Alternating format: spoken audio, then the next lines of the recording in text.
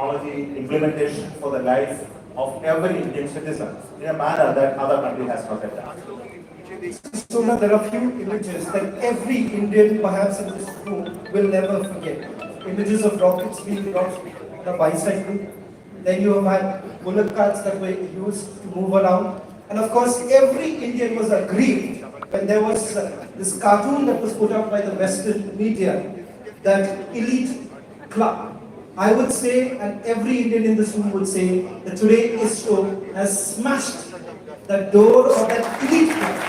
And if it is possible, it's because of you and your team. So I want to ask you today, take the opportunity of asking, what is it that you would tell those who tried to demean Indians, and how has the journey been? The journey, I would say, is fantastic, but we want to hear it from you. What's been the journey for you and your team? See, for people like us in the space domain, the technology domain, I think those narratives were entirely different. I think those cartoons that you are referring to are in another sector of the society, section of the society we don't understand, I must tell you. We people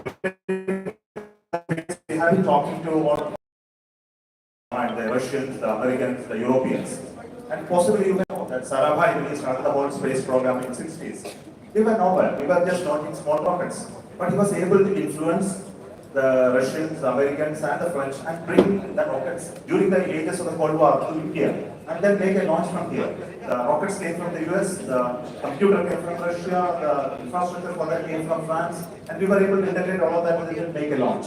So that's the power of that he displayed at that point in time. And we continue to do the same. Even today they respect us very well.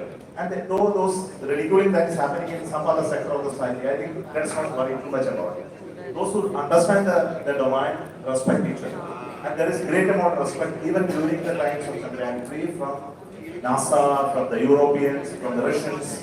And they have been calling and telling us that they have been sending us congratulatory letters for the accomplishment that we had. So we always had a very high level of recognition and respect from all those who have new space technology.